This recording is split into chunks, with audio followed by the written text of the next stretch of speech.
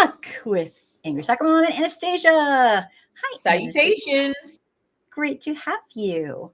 Tonight we're going to have Anna and I are going to have two guests, and they will be here at around 10:30. So you're going to have to bear with us until then.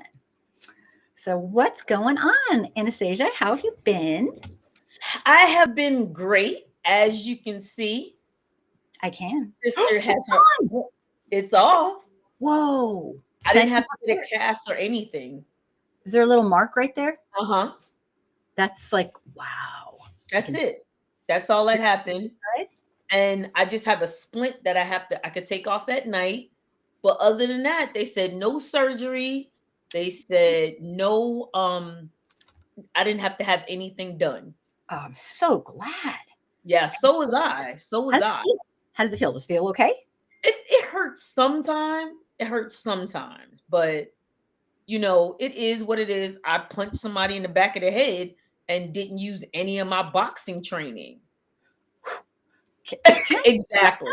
A secret? I seem like such a nice, sweet woman. Well, I'm not. When I was 12 years old, my brat sister was acting up, and I, oh, this is a bad move.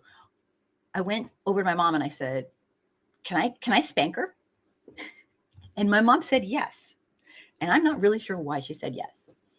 Because I went over and Supreme Decisions, welcome. Welcome. Nice to have you. So we're just blabbing for a minute. I went over and I punched her. I was 12 years old. Innocent, sweet me. And I broke my hand.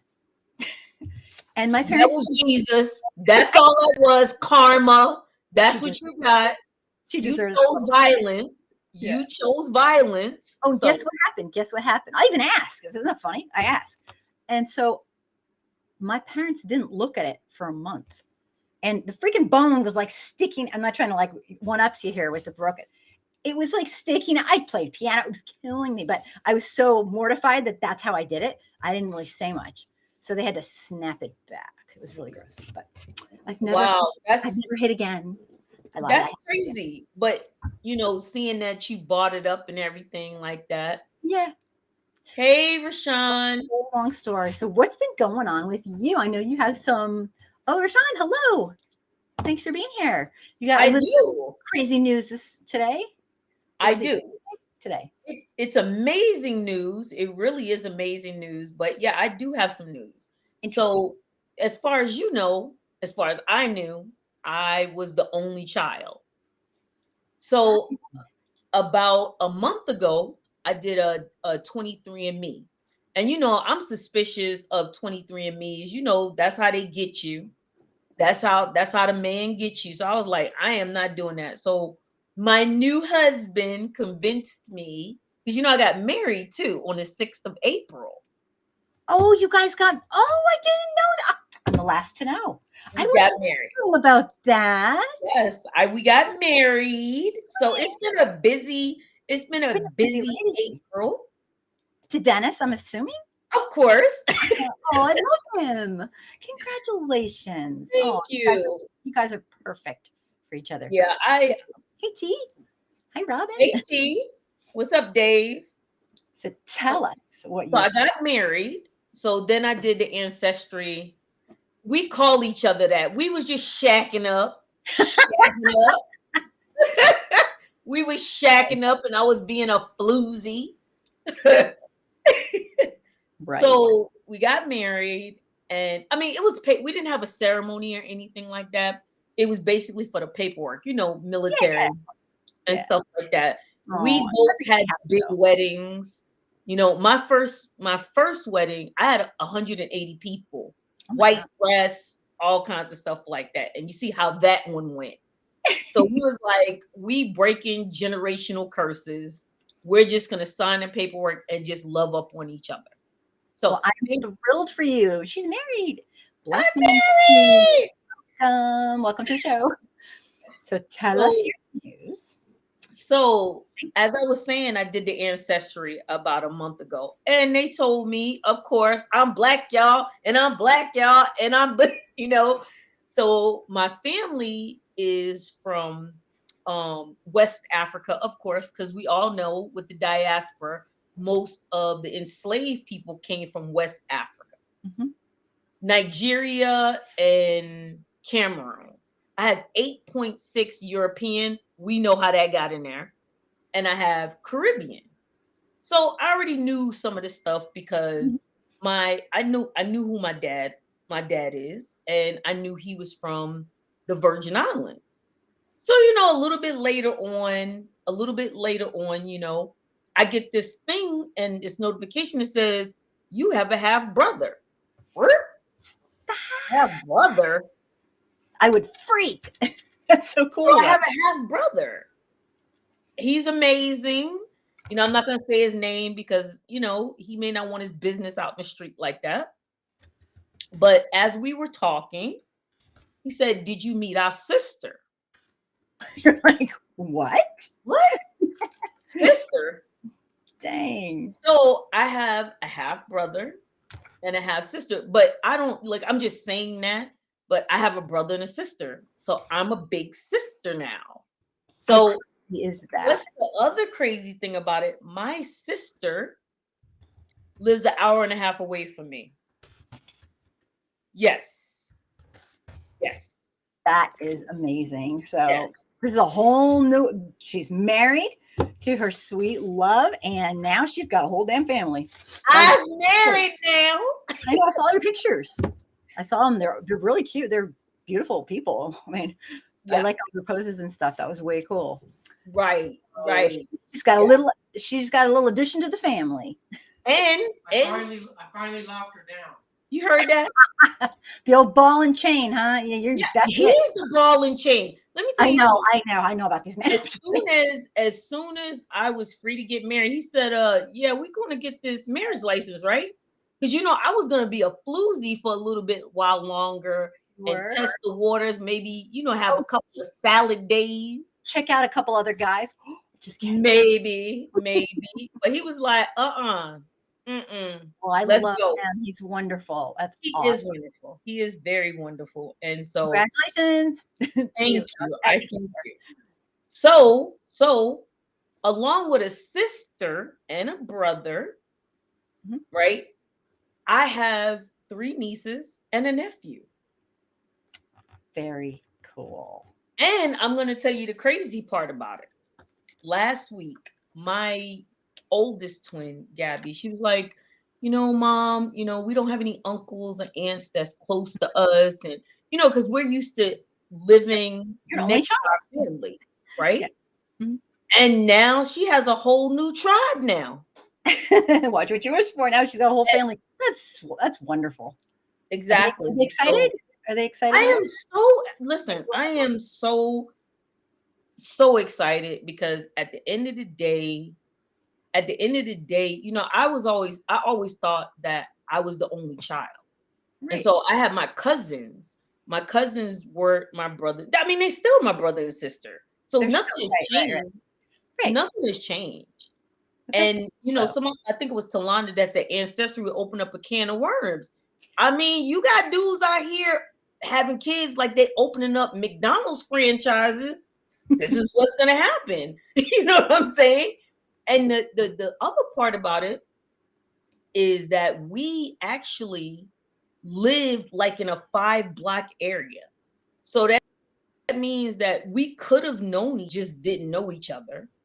And we could have went to the same schools, but we would have never known. But one thing, like I said, I sent you the pictures. I'm not gonna put their face on blast like that. Right. I saw one thing, we all got this nose.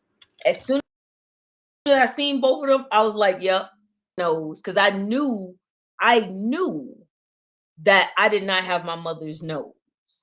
I knew it. And so, yeah.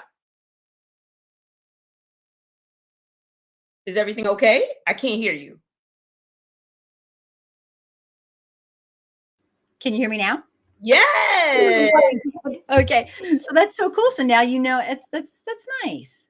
Yeah. I mean, I feel like, people were like, did you, give it time for it to process? I was like, I'm 47 years old. I don't have that much time. You seem so chill about it. It's great. I think it's great. Yeah, I don't have the time. Mhm. And so, You have a I'm great like, attitude. I'm sorry. You have a great attitude. Yeah. I Right? mean, you know what I'm saying? Like at the end of the day, I couldn't see being mad about something like that. Like, what is there to be mad at? Yeah. Look at Brett says, my father was in the Korean War. I haven't met them, but I'm sure I have some Korean brothers and sisters. That's awesome. That's really cool.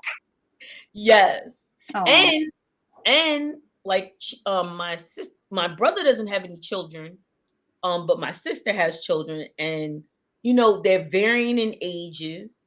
So, at the end of the day, I'm just like, that's just more people for me to spoil. Because that's just what I do. I I love it. mean, literally, that's what I do. There's more people for me to spoil. You have a great attitude, and I think it's great. It's exciting. There he is. There, that's my brother right there. That's him. Hi. Are you kidding me? No way. That's Hi. that's him right there. I just was telling them how I'm gonna be loving up on you and spoiling you. I got some time to make up with you. Oh So my God. Can I, yep, Polymus? Is that's, yeah, oh my that's God. him right there. Okay, I'm going to make an announcement to him. This woman, I mean, talk about lucked out in life. I adore her. She has a heart of gold. You probably already knew that. She is an incredible woman. You are so lucky. I want to be a relative when I get it. Let me get in there. Polynimus. Oh my God, he's giving me What does that mean? What does that mean? Well, many something. Nimbus. Polynimus. Yeah, Oh my God, he's teaching me. Thank you. right. But that's my brother right there. I let him and my sister know that I was doing this tonight. So, Like I said, I just can't wait. He still lives in New York. So I still got family in New York. So I'm gonna make a trip. I don't know if you got my text, but means multiple names. Okay. So I'm gonna be flying up to New York. We'll talk about it in text and stuff like that, so I can come see you. sweet. But yeah, Well, I'm so glad you shared that with us today because that's like, I think it's amazing. it is. It really is. And he's super smart. He does gaming, I and see I've seen this. He's giving me phonics. he's super smart. He's been on YouTube for the longest. Like, I'm a stalker. See, between him and my sister, they don't understand how me and Dennis stalked them and found, went on Truth Finder. It was like, okay, this is how old he is. This is how old she is. This is where they live. This is their phone number. I definitely Facebook. see that doing that. Yeah. That's Yeah, funny. we stalked them, and so but it's But great. they are, I bet they're wonderful too because Anastasia Yes. is amazing. Amazing Yes. human being. Right. Well, I'm thrilled they came by. Thanks for coming by. All right. We have, like I said earlier, we have two guests coming much later. Oh, that's sweet. Much later on today. And I'm gonna make some quick announcements. I put the call-in number. It's at the top of the chat if you want to call in. For any reason, just try to keep it to like less than 5 minutes because I'll talk to you for like an hour, and then people will be like, "Thanks a lot."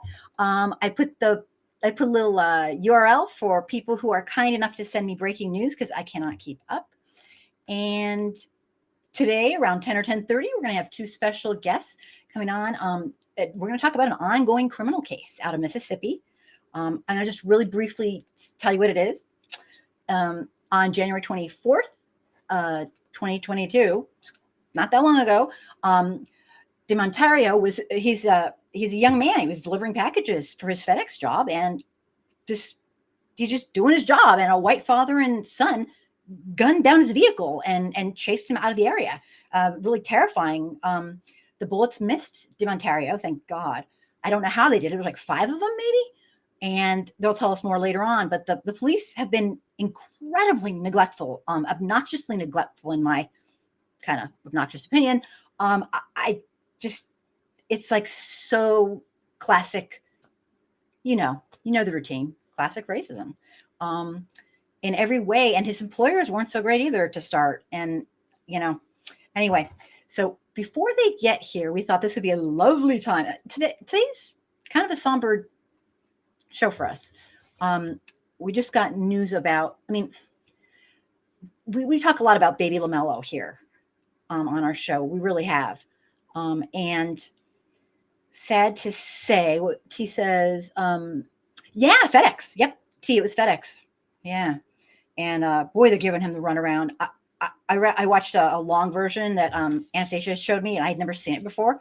And damn, it kind of reminds me of the Peter. I'm blanking on the last name. You know, the case where Peter Spencer. Yeah, Peter Spencer. Yeah, kind of. And well, it's more, in my opinion, it's more reflective of Ahmaud Arbery. Yeah, absolutely, yeah. Ahmaud Arbery in that situation. Yeah. But the thing about it is that what we got to understand is, like, I was watching something today, and this is a female doctor. I'm gonna send you what she said. We keep doing piecemeal. If we arrest this person, we arrest that person. It's not a person, it's a group of people.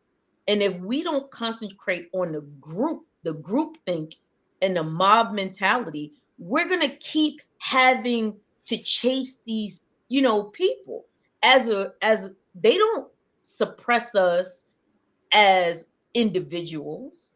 They suppress us as a group. Are you talking about what, supremacists or police and the culture of murder? General, Just in general. general. So what I'm saying is like, okay, let's tackle the police. Okay, you tackle the police. You're still gonna have white supremacists. Mm-hmm. Hey, Felicia, that's my cousin. That's my first cousin right there, Hi, Felicia. Felicia. Great to have you here. She has her own show too, and she is a great actress. We have to get her on. We'll have to get her on. Yes. She's amazing. I was trying to get her on so she could talk about a movie that she was in, but she kind of gave me the Heisman, like, but we can talk about that later. That's what we do. That's what we do here. We do it all. We would love to have her. Right. So she's been in plays, a bunch of plays. And Polly, if you still here, that's your cousin Felicia right there. So it's a family affair. So what I'm saying at this point is that if we don't tackle this as a group, as a system, we're going to keep having to chase over here. It's like killing, like, say, for instance, you got termites or roaches in your house. You can kill them one at a time, but is that going to destroy the nest or the infestation? It's not. Yeah. Well, and with this thing, they always make it a family affair.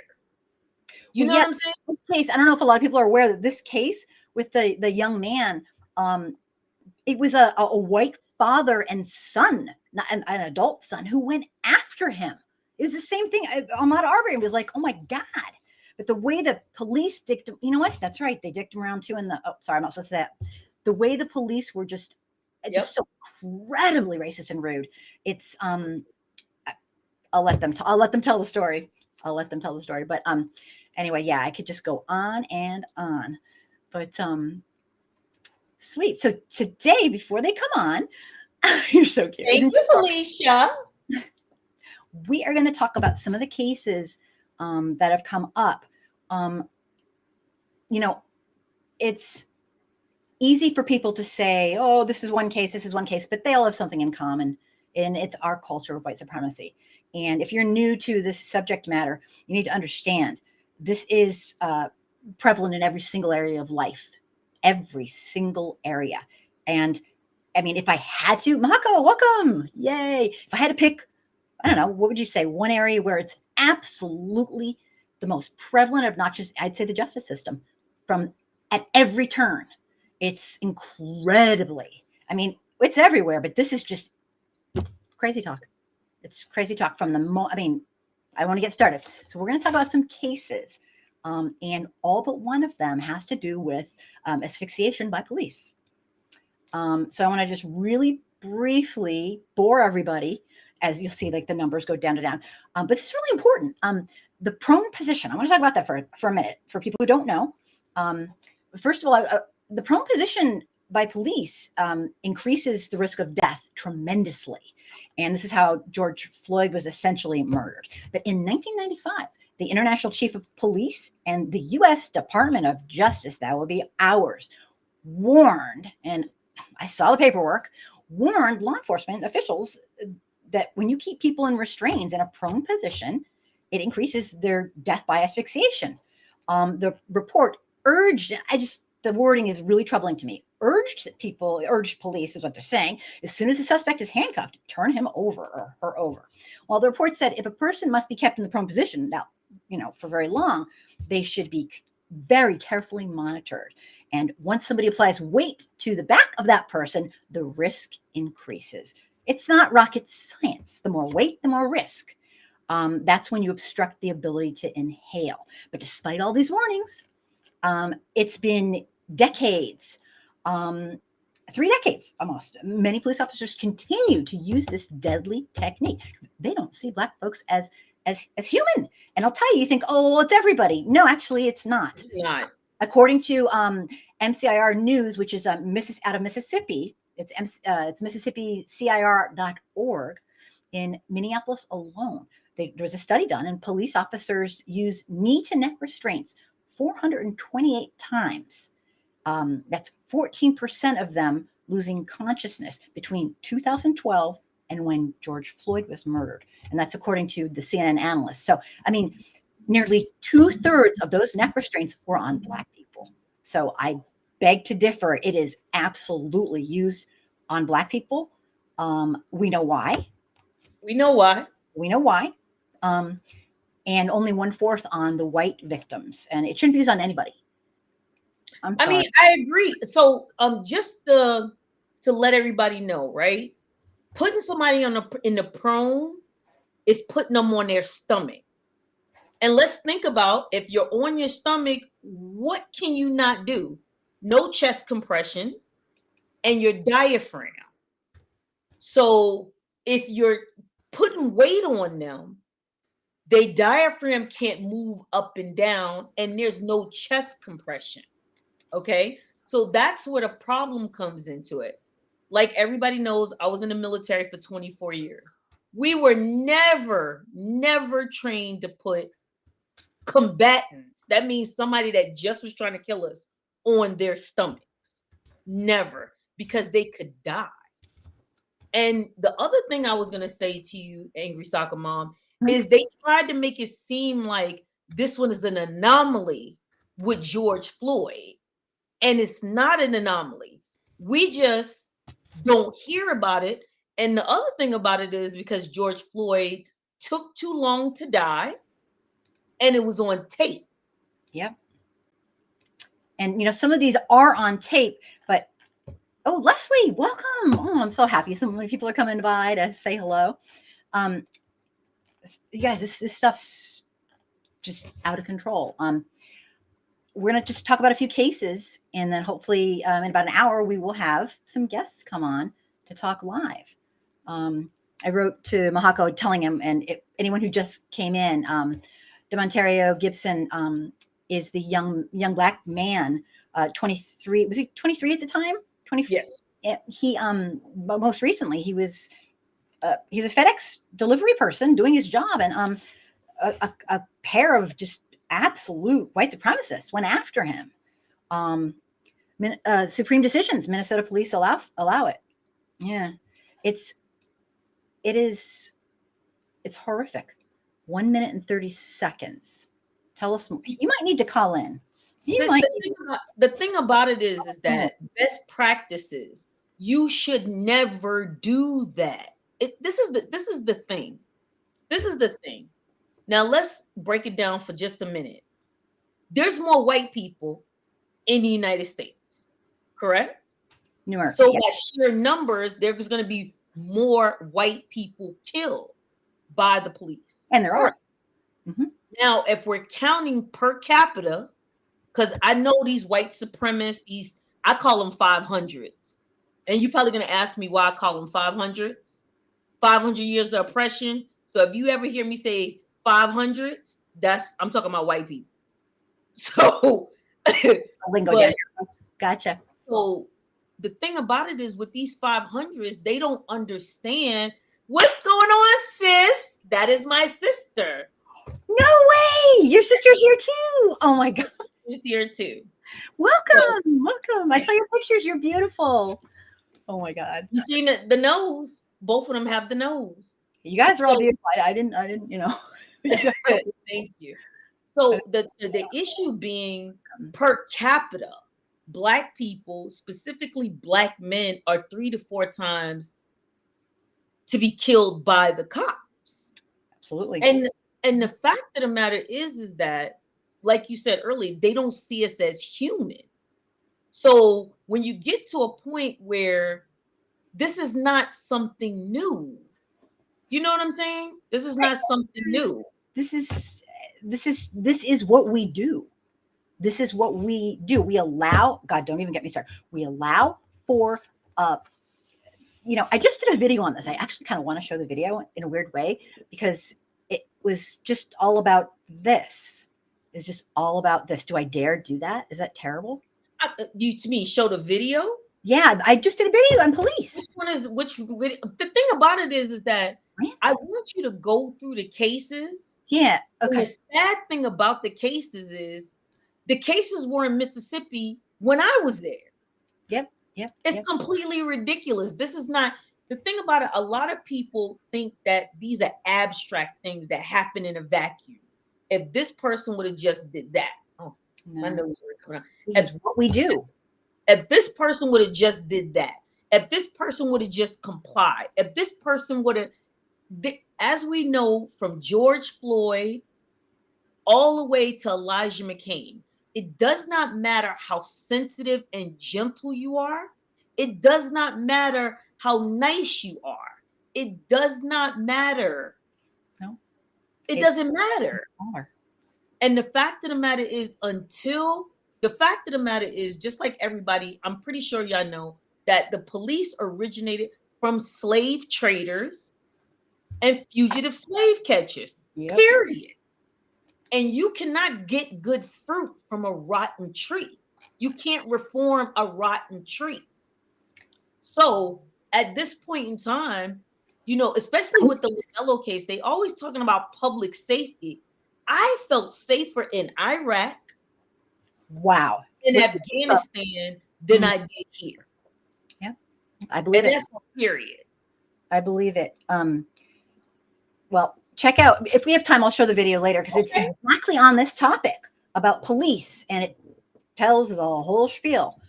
It's, for people who are beginning to understand this and kind of medium.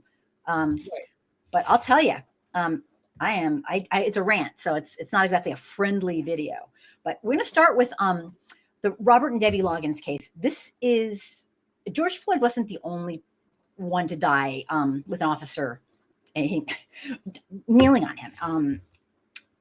So did Mississippi's Robert Loggins. And this case is incredibly disturbing on so many levels. So I just want to go through it really fast. And then I want to have Anastasia is going to talk a little bit about it.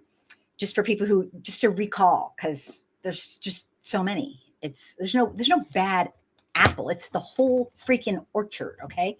So the video was obtained by the Mississippi Center for Investigative Reporting showing Robert Loggins rolling when officers and jailers got on top of him in the Gardner County Jail, with one officer appearing to push on his neck or head. And you can see it in the video. And this was a previous case that we're going to be discussing. And when Anastasia was directly working with Mississippi Black Lives Matter, she was very, very in touch with this case. We were going to attempt to, I actually spoke to the sister. I did speak to the sister and the father of personally, lovely people. They're devastated, just devastated over this. For 3.5 minutes, they finally got off him and he never moved again. More than 6 minutes passed before they checked on him to see if he was breathing. And despite the state of Mississippi concluding all this stuff, despite that, they concluded that it was an accident. And the alleged culprit was methamphetamine toxicity, which is a way to say, correct me if I'm wrong, he was on drugs, so that added to him not being able to breathe. Well, you know what? You can be on anything. You can take an aspirin. If someone throttles your neck, you're not going to breathe. So I'm sorry. I mean, really, that's just, they got away with it. Dragon Soldier, they always say one bad apple, but they forget the rest of it spoils a bunch. And also, what Anna and I always talk about this to Anastasia is one bad. Okay, I'm sorry. It is a culture of complete corrupt brutality, and I think they are modern day slave catchers, is what they are, really. Because I'm telling you, it's not good for white folks either. But my video explains like why we do it, and we just love them. But if you're not doing it, then you're watching your partner do it, and you're not turning them in. I'm sorry. Yep, white privilege on full display, absolutely. And T says the suffocations are very commonplace, but now we have more sophisticated technology. People are able to see it happening. Now we can see it on camera, and they still get off. They still get off. The issue is now, they fought against body cams, right? So body cams was now supposed to protect the public and the officer. But 9 and 10 times when you're talking about body cams, it actually helps the officer because you're only seeing it from what he's seeing. So when he says, I feared for my life, the only perspective you seeing is, oh yeah, he feared for his life. You're not seeing he's kicking the person and that's why they're fighting back. You're not some of them we do though. Some of them we even do see right? This is crazy. Correct. This is just crazy. We live in a country where state sanctioned murder is okay. And that's what it is. Yeah, it really is. So where was I after viewing the, so after viewing the video as well as the autopsy report, this renowned forensic pathologist, Dr. Michael Baden, concluded that the death was a homicide. He did on this case. And I get to the crazy part. This Baden actually said they killed him by piling on top of him. He said he absolutely died of some kind of asphyxia. Yep. But what makes this case even, if you could make it even more barbaric, is that this man's mother died was murdered. Was murdered in 2005 after she was hogtied by the Mississippi police. Okay. Same town. They hogtied this mother, and he grew up without his mother. Yeah. And during the jail trip, she became quiet and she must have stopped breathing, but the deputy driving didn't realize it. And they arrived and she had no pulse. And the state medical examiner, guess what they said?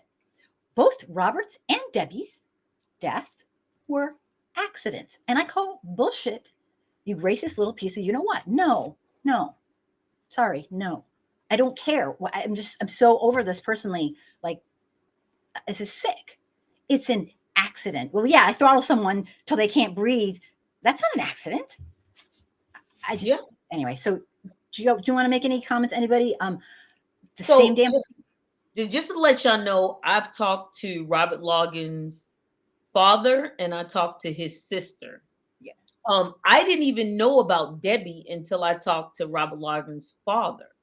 Yeah. And Debbie was killed in 2005, right? And like they said, there was a wrongful death suit and everything. Of course, it was an accident. She hyperventilated. That's what they say. She hyperventilated or something. Where it was her fault. Of course, they hogtied the woman, so she not just prone, hogtied, so she couldn't hogtied her. So her hands was behind her back, her legs were up, and she was in the back seat of a police vehicle. I bet they didn't even look at her. And when they found her, she was not on the seat; she was on the floor, like where they have the little hump or whatever. So. The fact of the matter is that they don't see us as people. And you got to understand, this is Mississippi. These sheriffs don't have a boss. And it's nepotism. So the son, the father, the grandfather in Mississippi, in order to be a judge, a justice court judge, you do not have to practice law. You could just have a high school diploma. In order to be a sheriff in Mississippi, You don't have to have any kind of law enforcement. You apply, you get elected. That's the end of it. So understand, in Mississippi, I'm going to tell you right now, they gloat over the fact that Mississippi is 10 to 20 years behind everybody. They even gloat. I remember I went to this They think restaurant. that's cool or something. They think that's cool. They say, oh, think about it, when you move to Mississippi, since we're 10 to 20 years behind, you're younger. So if you go to Mississippi right now by USM in Hattiesburg, Mississippi, right? Mm-hmm. There's Confederate monuments up. There's water fountains, colored and white water fountains in front of the courthouses. This is what these people do. What's the white water fountains for the? What do you mean by white water fountain? What's the significance of that? They had Jim Crow. They had water fountains. White them. I thought you meant like marble water fountains that show. No. You mean there's black and oh my God. They still, it's Ellisville. In Ellisville, they still have colored and white fountain. That's just, they've covered it. They've covered like the label, but it's still there, and it's next to a Confederate monument. In Hattiesburg, in Hattiesburg, Vernon, if y'all look at him, his name is Vernon Dahmer. Vernon Dahmer was murdered by the Ku Klux Klan. The Ku Klux Klan was in Petal, which is 30 minutes away. They have a statue of Vernon Dahmer underneath a statue of a Confederate monument. This is who these people are. Right. I mean, they're not even trying to hide it. I mean, obviously. No. In Mississippi, they still have Confederates Day and Confederates Month. This right now is Confederates Month in Mississippi. The kids get off for Confederates Day. They get a day off. They get the day off. And the same with the coroner. No medical experience needed, just a high school diploma and a certificate. So what was I just talking about? I just lost my train of thought. Well, you're telling us about the just the overt racism with during Confederates Month, they put Confederate flags in the cemeteries. Yeah, I have a video of it. I'll send it to you. I was like, are y'all serious right now? They was very serious. Yes, and like my husband said, a coroner in Mississippi does not have to have a medical degree. And this person can work for a funeral home. So they're pronouncing your family member, oh, they died of this, and then take their body. I forget what his name was. It was this coroner in Hattiesburg, and he called Kamala Harris a monkey. Butch Benedict, that's his name. Butch Benedict. We protested it for about 3 weeks against him. This is a coroner calling the first Black vice president a monkey. But this dude is a coroner that's dealing with Black bodies. God, I wouldn't let him touch. Oh my God. That's Les was saying about I just looked that up. Les, are you talking about in Michigan I have a Black man shot in the back of the head by Michigan police? Oh yeah. No, yeah, we covered that in yeah. That's a horrible case. We have that on my channel. Right. Yeah. I'm gonna just want to touch on that, right? Go ahead. Some people might get mad at me for saying this, right? Nope, your show, you do it. But I'm gonna say this. Condolences to his family, condolences, thoughts and prayers, right? This man was a Congolese refugee, right? So his mother and father talked about they never knew that it was a genocide going on in America, in the United States. How? How didn't you know that? They didn't know that police do this. They didn't. That's what I'm saying. And what happens is that's where there's a schism between Black Americans and continental Africans or Caribbean Blacks, is that in certain ways, and I'm not talking about everybody, so don't, I know how y'all like to tussle. Don't pound on my Anastasia. Right. But you know, I'm saying when you get to this country, you could be Nigerian, you could be Jamaican, you can be British. When you come here, the only thing they see is your black skin. Yeah. Period. Well, it's true. I mean, think about I have a daughter who's Ethiopian, and her birth parents wanted her to be here. She was not brought over under force. Right. Wanted her to be here. But when a police sees my daughter, they just see a black person. They don't exactly. And again, condolences to them. But I just want them to think about all the continental Africans and continental Caribbeans that have been killed in this country. Peter Spencer. Oh my God. Peter Spencer was a Jamaican immigrant. They wanted to be here. Right. And went out with 5 white people and was shot 9 times. And a bunch of them were in the back too. And yes, that's, when you talk about Mississippi, I think, well, what about Pennsylvania, where he was doing his stuff? He was in Pennsylvania. They didn't even arrest the people. They didn't even arrest the people. And they were gone. Yep. Talked to him for an hour. Yep. And they were gone.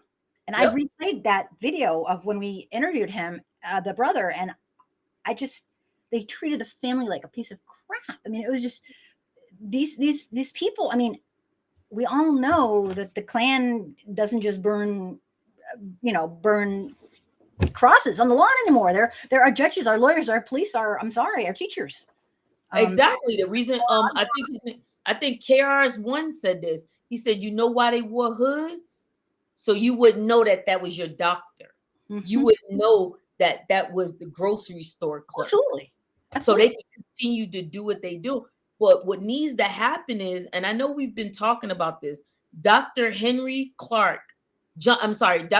Henry Clark said when they were bringing people from Africa, they weren't bringing Nigerians. They weren't bringing Jamaicans. They were bringing Africans and putting them there. You understand what I'm saying? To them, it doesn't matter. They didn't look at them as people. Right. Until we understand, They look at them as cargo, as a commodity. Right. You were an African. They didn't care. And that's how until Black people, and I mean, whether you're continental, whether you're Caribbean, until you get it, and they keep teaching you the lessons. What did they do to the Haitians with them horses? Oh, they didn't say, "Oh, you're Haitian. You're one of the good ones." No, you're referencing the people who were at the border, and basically they whipped them like we might as well be back in the slave days when, I mean, it was just horrific because they just saw them as just some black. That's it, black. Right. That's why the deportations that Clinton, the one that bunch of y'all was saying he was super cool and he played a saxophone and weed and all of that. He's the one that upped the deportations back to Haiti. What do you think Joe Biden is doing right now? Well, right. Oh, go ahead. I want to cut you off. Go ahead. While they're allowing those Ukrainians, that's what I was going to say, to stay here, to be the new whites, like they did the Irish, the Scottish, and all them other people that were not white when they came here. They're shipping continental Africans and Haitians back, and they're keeping the in some of the Central America countries, the ones that we helped, the ones that we helped to destabilize. Remember those things? We helped to destabilize them, and their people are coming for refuge. As refugees, we're keeping them on the other side of the border. We still haven't solved Mr. God knows I shouldn't say the name that we shall not speak. I can't even. What he did by making that law, they still haven't solved that. So they're letting Ukrainians in, and they're keeping people who have brown skin out. Yep. And what I try to tell people, it's not a Republican Democrat thing. No. All of them are disgusting racists and will uphold white supremacy, including the women. Status quo. Status quo. Yep. So if they don't get it by now, I don't even know what to tell them. And another thing Dr. John Henry Clark said, if we don't get it, in 50 years, we're going to be back as enslaved. Well, that's where Trump wants to take us. That's where we're going. Well, that's why I tell. And that's the only reason I had to vote a Democrat. Not because I think, oh, they're so wonderful. It's because I know the new wave GOP wants to have an authoritarian regime. And they're making it crystal clear. They're following in the footsteps of Hitler. And the problem is people are going for it like freaking followers. And if he gets elected again, I don't like to be right, but just think, you think you're being treated like shit now? I'm telling these white people who think, oh, let's vote for him. You have no clue what it's like to live under a regime. And I don't want to know. Can I say this? Okay, first of all, what you said about Hitler. For those of you that don't know this, the United States did not join World War II to help the Jews. That's a fact. We didn't want to. We didn't want to. They knew what was going on. Absolutely. Okay? We did nothing. They did nothing. Mm-hmm. And Hitler took cues from us. It was not the other way around. Mm-hmm. Also know, and you're probably like, are you serious? Look up Henry Ford and his anti-Semitism. He got an award from the Nazis for his anti-Semitism. Yeah, it's never a good thing. Never a good thing when the Nazis. Never a good thing. And understand that we had Nazi POW camps here in the United States. My husband was stationed at Camp Shelby, which was a Nazi POW camp. They treated the Nazis that were killing American soldiers better than the black soldiers, to the point where when they were transporting them, the black soldiers had to sit behind the Nazis. I read that in an article. It's, we don't have a black person problem in this country. We have a white person problem. And I'm sorry. Yes, you heard me say it. We have a white person problem. Now, people will say, oh, you just hate white people. No, I don't. I don't hate white people. That's an excuse. That's a little bit better. Okay. But why though? This is my whole thing. Like for me, I don't hate white people. I hate white supremacy. And you can be a white supremacist of any nationality. You can be a white supremacist of any color. We don't have time to hate you. But if we're looking at your stats, if you play basketball, you play football, I'm going to look at your stats. If you are 0 for 0, why would I expect anything different from you? For what? Do you want to answer his question? Wait, how were the Nazis killing American soldiers? If the Americans join the war? That's not what I'm saying. I'm saying we joined World War II. We were in World War II. Late, really late. Right, late into the game. All I'm saying is that we didn't join it to help Jewish people. We knew what he was doing in Germany. So that's what I'm trying to say to you. Not that we didn't and American soldiers wasn't getting killed. That's not what I'm telling you. I'm saying that, what's his name? Winston Churchill said it. He said that America will do the right thing after after they exhausted everything else. Yeah. It was Do you understand what that means? Yeah. Yeah, no, I think that he just misunderstood, but yeah. Anyway, we get, we got issues, and we've always had issues. And then, the worst thing you can do, people say, oh, stop talking about it. It's divisive. We've been not talking about it for centuries. So, I mean, I'm sorry. That's no, we're going to talk about it. So, hate crimes also. Yes. True, Dave. True. So can I answer that question a little bit? Sure. Absolutely. Let's talk about proximity, because there's no such thing as black on black crime. There's no Nope. such thing as white on white crime. It's proximity crimes. Okay. Where they live. They don't travel. Where you're gonna attack the people where you live. Okay. The second thing about that, per capita, and we're looking at numbers, white people were attacking Asians. I'm gonna just say it like that. The third thing about that is we've had anti-blackness for how long? They have never moved like that for us and never will. I am not saying that The Asian community? Crime, huh? Are you talking about the Asian community has never? No, I'm talking about our government. Oh, okay, gotcha. I wasn't sure. Just got an anti-lynching bill, which means absolutely nothing. After 200 tries, plus 200 or more tries. Because there were GOPs that didn't sign it. Exactly. And you got to think about it this way. Most lynchings, not to get off the subject what Dave was saying, most lynchings are called what? Suicides. Yeah, they say it's suicide. That's in my video. 20 lynchings. In my video right now.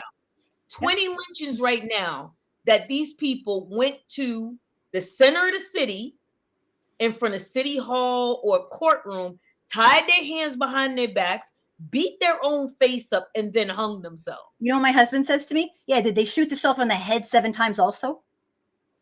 Like, seriously? Yeah. It's a suicide. Wow, how did they reload? It's like, it's ridiculous. So we got some bullshit going on here. Mahako, a lot of stuff they're doing means nothing. 40. Look at the reparations. Right. Oh, don't even get us started on reparations. We can't really go there because most white people, according to what I've read over the years, think they're the victims. We're out of touch. We got issues. Okay. We got issues. Do you want to move on to Damian Cameron or let's do it? Let's do it. Yeah. Unfortunately, we have a bunch of stuff to get to. And I swear I'm going to play that video, my ranting video. Do it. Damian Cameron, just for people who don't know this case, I don't know a ton about. This is the one case I really don't know a ton about. No. This one I do know. All right. Damian Cameron is 29 years old. He was in Rankin County's Sheriff Department custody in 2021.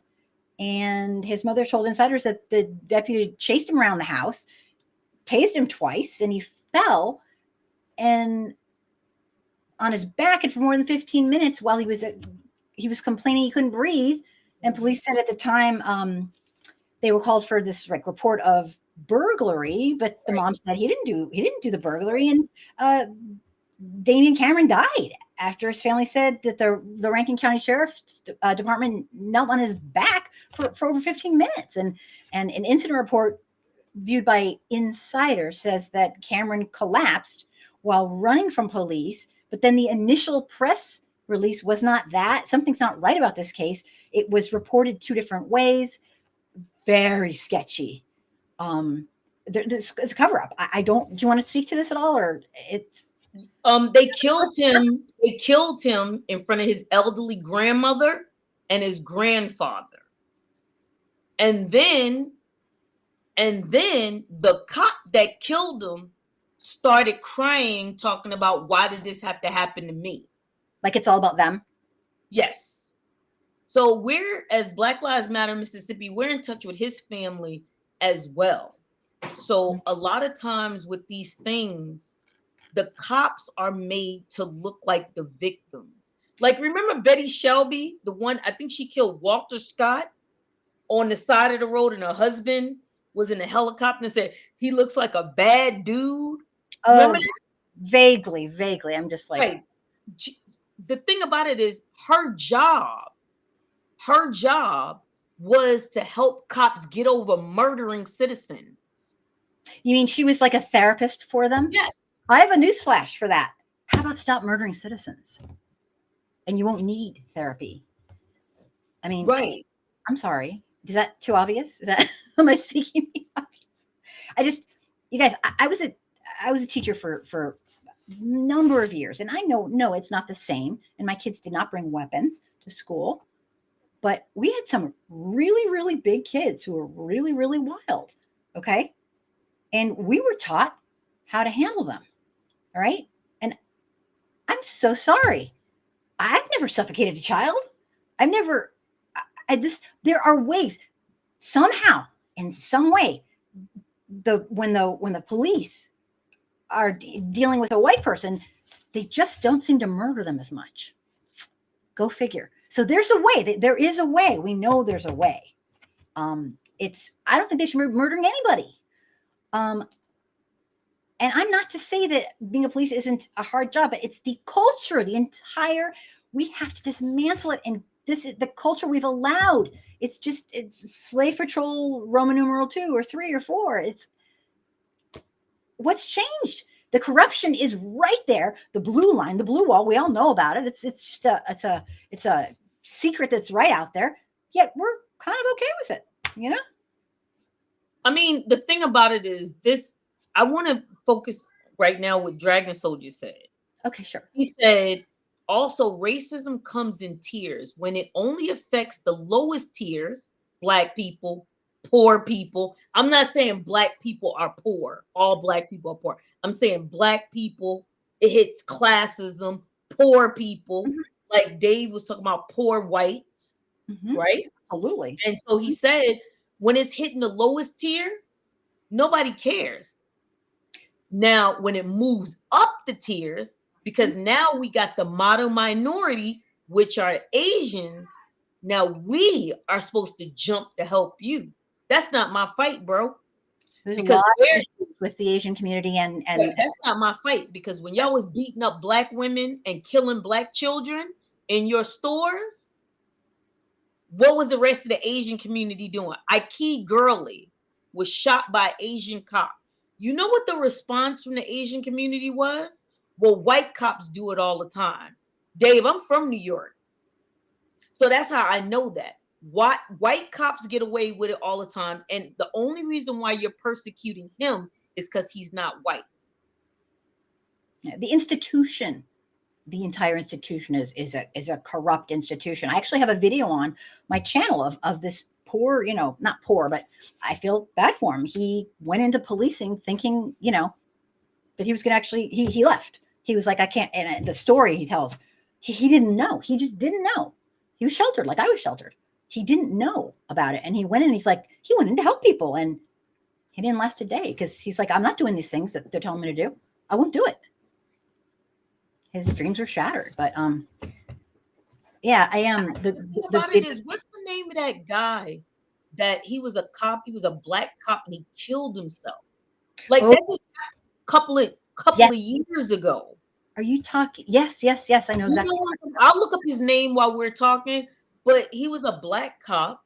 He did a video on it. Yeah, it's a video. He made a video. There's another video on my channel. Wait, Christopher Darden, he was a cop.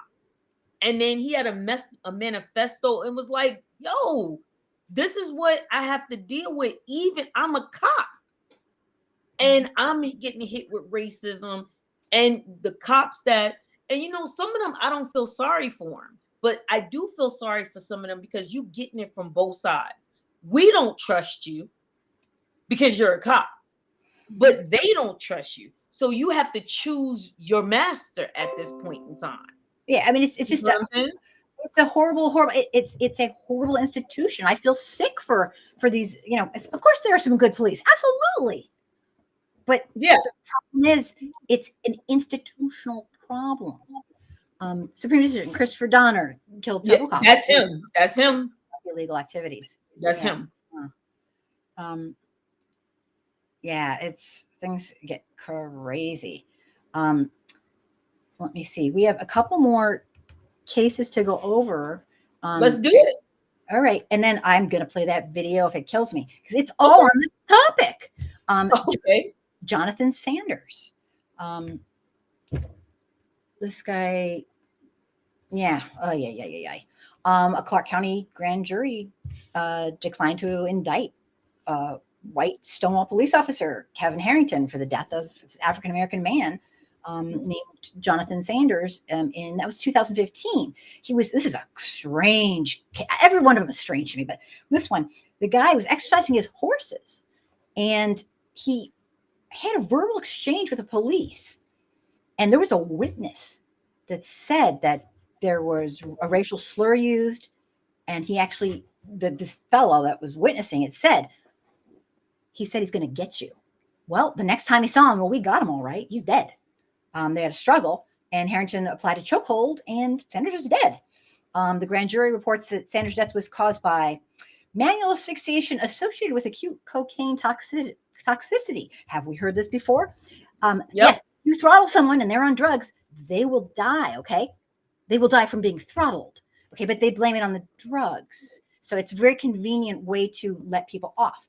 I mean, this is just, and they are allowed to throttle him because he was doing drug activity. It's like retroactive. It's Right. really, the same thing they did with George Floyd. Oh, because remember the first they one, tried that. Yeah, they that. tried it. Mhm. They tried it. Yep. And then that medical examiner's like, nah, He not was today. druggy. That's why he died. No, how about Right. the thing that you did to him by throttling him, his neck, so he couldn't. I mean, this whole thing's ridiculous. It's like. But did you know that when they first reported about George Floyd, they never mentioned that dude put his knee on his neck? No. The first report, they never said that. Yeah, I mean, it's just like Ahmaud Arbery. They never even reported the goddamn thing. Right. That was going to be a little community secret for the rest of their life. And a white woman, several white women assisted with that. I think the whole community knew. How could yeah. The whole community But knew. that's what used to happen before. The whole community The knew. Attorney General that didn't. Yeah, she got in trouble. Yeah. Right. Crime decisions. They also give any bad history of the victim to they always kill them twice. They always kill black people twice. You get murdered by whatever means, and then they just put your character. They character assassinate you. It's disgusting. They also never mentioned that he wasn't guilty of the issue they were called to the scene about. Absolutely. Right. The fake $20 bill. Yeah, him. And also the Ahmaud Arbery wasn't either. He didn't steal anything. In fact, plenty of white people walked through the unbuilt homes. I've walked through an unbuilt home before. So have I. Absolutely. I've done it before. There were scores of white people in that home. They didn't hunt them down and murder them. So yeah, I mean, it's just anything to have an excuse. It's really crazy. So yeah, so we're talking about police getting away with pretty much murder. State sanctioned murder. And we have a president right now that wants to give them, hey, is it Jaime or Jamie? Jamie, we call him. He answers to everything. He's wonderful. Hi, Okay. Jamie. The fact of the matter, huh? Tell him he's right on time. Sorry to interrupt. Go ahead. No, you're fine. The fact of the matter is that if they were killing rich people, they would have nipped that in the bud quick.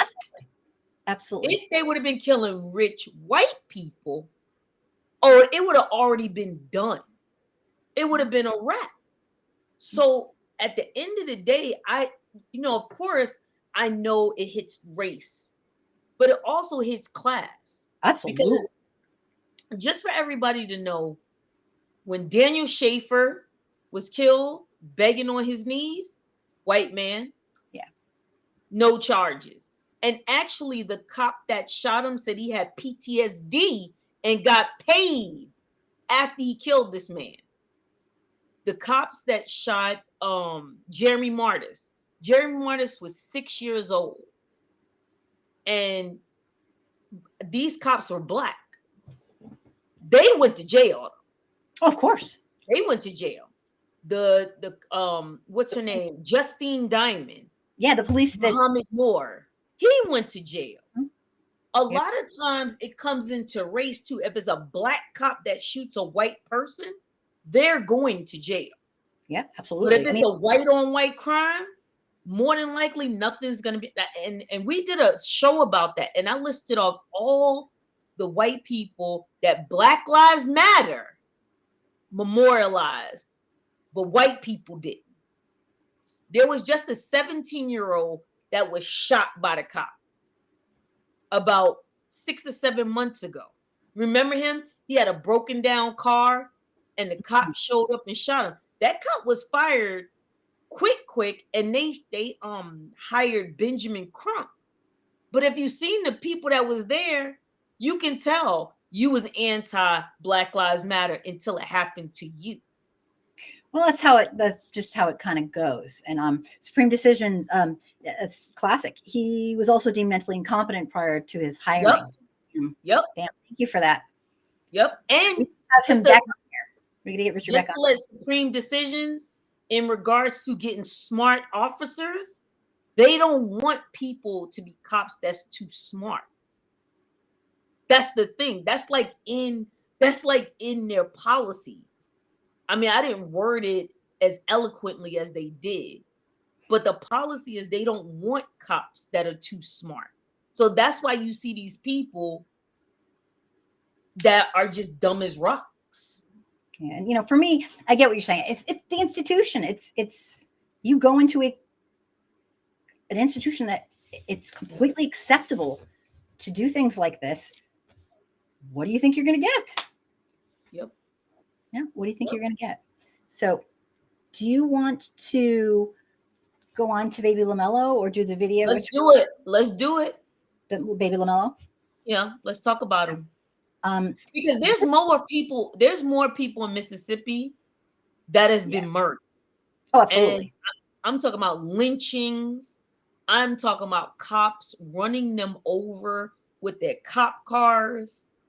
I'm talking about Black men being beheaded, their heads being skinned because they were dating a white woman.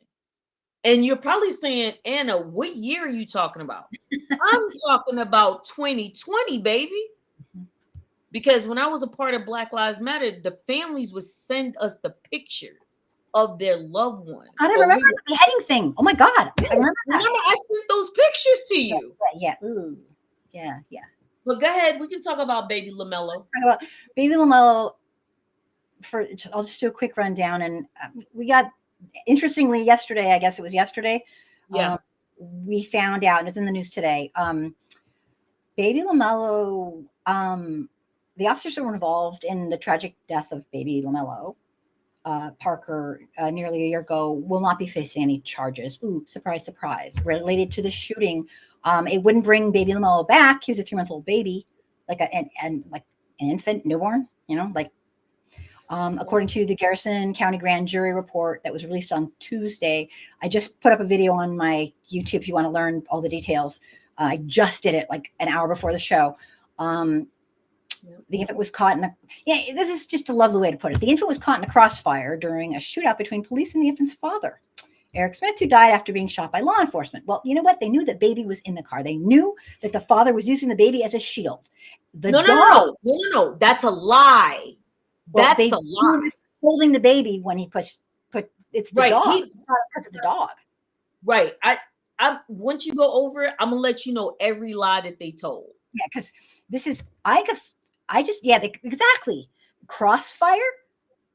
Like they basically saved a dog's life, tried to, and started shooting because it just the whole thing's crazy. I only have right now. I saw the video, but I had a hard time seeing it, and I only got what they said in the police report. Right. And this is just out.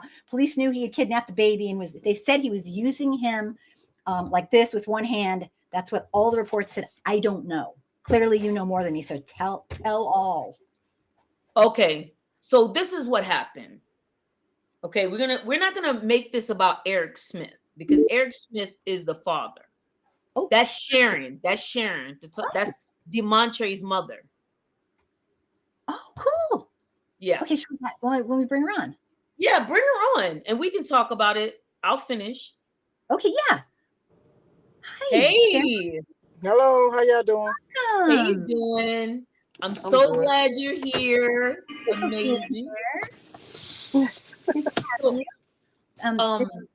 We're just wrapping up a case, and then we will get right to you. Thank you so much for being here. Thank you. Thank you. And she probably knows what I'm talking about. Baby Lamello. Do you know? Oh, Baby? yes, yes. The 4-month-old baby that was shot. Mhm. So Lamello was a victim of domestic violence and police violence. Okay. What happened was his dad shot his mother and his cousin at the house in Louisiana. He took Lamello. I don't know what the custody thing was going on or whatever the case may be, but he took Lamello, right? They found him. They figured out he had did it. They followed him for like 40 miles. Miss Sharon, could you mute yourself, please?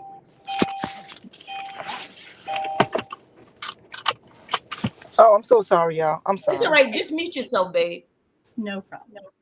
So what happened was he took him. He kidnapped him. Hey, you took, yeah, So that's it what was they a said. hostage. Yeah. Right. It was a hostage situation. Yep. At one point in time, the father stopped, got out the car, shot at the cops. Mm-hmm. They tried to say that he used the baby as a shield. He was not using him as a shield. No. We talked to those people that the news people that put that out and was like, y'all need to stop lying. I have the email for that. At that point in time, they didn't even kill him at that point. He got back in the car and started driving another 40 miles. He gets stuck in the mud or whatever the case may be. They have him in the meeting. We got TikTok videos of what happened. Mhm. One of the dumb officers, somehow his canine got out of his car. Yeah. Mhm. So of course the dog is more important than anything that's going on. Then Mhm. Because you know how they love their dogs. I love dogs too, but Jesus, this is a little Yeah, bit. but you know what I'm saying. Michael Brown's family got $1.56 million for his murder. The family of a dog that a cop got 1.3. Yeah, I mean, You know what I'm saying. You know what I'm saying. It's this is a little infant. I mean, This is a baby. a little So baby. what happened was Lamello, he was sitting on in his lap. He's in the car. Supposedly they say he pointed a gun. Remember the report I sent you? Pointed a gun outside, shot at them, and they just unloaded. What they were trying to do was say that his father killed him, Right, which was that's the whole another twist lie. around. Yeah, their whole narrative twisted Mhm. around. The father did it. No, I'm so sorry. I am so sorry. That is Right, just bullshit. Yeah. right. He So, murdered a little baby. right, he was 4 months old. So they shot him through the back because his face was in his father's chest. They shot him through the back. If you look at one of the videos, you can even hear him cry. They go get him out the car. They took him to Alabama and he died. He leaves behind 4 brothers and sisters. So, you know, now they're without a mother, they're without a brother, they're without a father. And now these cops, nothing. The police chief even said, you know, I'm more worried about my officers that killed the baby. That's Mhm. on tape. He said that because now they have to live with that they had to kill an infant. But thank you so much, Sharon. I'm Miss Sharon. I'm gonna stop talking and I'm gonna let you handle it. Yeah, let me jump in.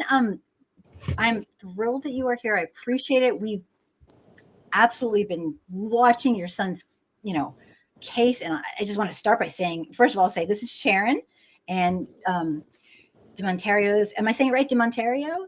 DeMonterio. DeMonterio's mother. This is the mother of the victim. And I don't know if everyone's been following. I'll just like really quickly fill you in. But welcome to the live show. I appreciate you coming on. There's nothing better than having the actual people who are living this to come on. I can just like really, really briefly give a quick, and then we have questions, we have comments for you. I'm just so sorry this happened to you and your family. And Okay. I've read, I've listened. I'm going to stay calm. He is 24-year-old DeMonterio Gibson. He was working as a FedEx work as his job, and he was attacked by 2 white men, a father and adult son, who basically went after him like Ahmaud Arbery. And the incident happened when he was delivering just doing his job. And Mm-hmm. so do you want to start by telling me, like, can you tell us what happened? A lot of people are familiar, but some aren't. So do you want to tell me what you poor thing? That's like the worst. Oh God, it's terrifying. Yes, I can definitely. On January 24th, he was actually delivering a package, and this not his first time actually delivering package to that address. So they knew him. He had been working on the job for 7 months and in the same area for 7 months. Uh-huh. So he delivered a package to 417 Junior Trail, which was around 7, maybe 7 o'clock when the incident actually happened. Oh, y'all excuse me, I just don't like to relive that thing. Oh, But yeah. he was delivering a package around 7 o'clock, as I stated. And um as he was leaving out of the actual and it's actually like a driveway that you go up, and it's like a lot of houses on that alley. So he actually was leaving out when Gregory Case, who is actually the father, um, got in his vehicle, his truck, and actually was starting to go behind my son DeMonterio Mhm. when um With his vehicle. start With his huh vehicle. hmm? With his vehicle. With his With car. his vehicle. He got in the vehicle and he proceeded to actually go behind him as he's leaving the driveway. As he leaving the driveway, the guy, which is the dad, um, actually tries to run him off of the road. So he started hitting garbage can, which is actually sitting at the end of the driveway. He started running them over, trying to block him in.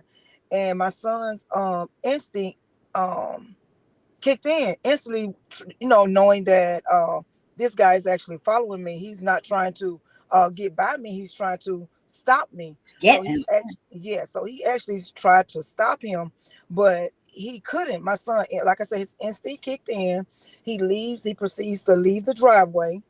As he leaves the driveway, I don't know how the son ended up already down the street in the middle of the road with a gun. I don't know if the dad actually, like, it was already planned, but as he's leave the Like an ambush. driveway, Yeah. he Wow. he hmm, Like an ambush. I mean, they were working together. correct. So as he leaving and the dad is still following him, the son, which is Brandon Case, is actually already in the middle of the street with a gun, telling him to stop, stop, stop. My son kept saying, he was saying, no, I'm not gonna stop, I'm not gonna stop. And as he swerves around him, he shoots the vehicle up. He shoots the FedEx van up. He shoots it up. And after they shoot it up, not only did um they did not let him leave. So the reason why we are asking for upgraded charges is because they proceeded to Brandon jumped in the truck and proceeded to chase him all the way out of Brookhaven, Mississippi. So they kept going. Yes. They didn't just shoot at him and, oh, there he goes. The son jumped in the truck and, Jesus. Oh my God. So they proceeded to chase him out of Brookhaven. He actually was able to get out safely, and he gets about 15 minutes down the street in this town called Terry, Mississippi, where he felt safe. And that where he pulled over and actually called his boss, which was already on the phone with him. Um, he told her, they're shooting at me. They're shooting at me. And the boss said, they're shooting at you. Come on back to the facility. So as he gets up the highway, he's like, um, they're going to think that I'm lying if I don't call the police. So he pulls over, proceeded to call Brookhaven police, and the dispatch took him as a joke. He basically told them that I had just left from there delivering a package at 417 Junior Trail, and somebody shot up my work van. And they told him, oh, well, they just called in and told us that um you was in a strange vehicle um that shouldn't have been in the neighborhood. Now, I don't Whoa. know what kind of neighborhood we supposed to be in, but I think we can go in any neighborhood we want to go in. Yeah. But they told him it was a strange vehicle in the neighborhood, but they did not tell them that they had already shot up the vehicle. They didn't. They left out that part. Oops. So, So mhm, that's terrible. They left out the main, like, the crime. right, right. So as he so when he did call the dispatch, they was like the dispatch were like, well, come down tomorrow and we'll do the paperwork. So he's get back to the facility, which is almost an hour away from where he actually was working. Um, they inspect the van. They see all these bullet holes. They see all the packages is damaged. They also, and by the grace of God, one of the shell casing actually stayed on the cab of the vehicle all the way from there through all of this rugged. So they was able to actually get a shell casing off of the vehicle. So Tuesday morning, he, my son, and two of his boss go to Brookhaven, Mississippi Police Department to press charges. Um, he did a a police report. They wanted to play devil advocate with him. They wanted to ask him what did he do to them to make them shoot at him.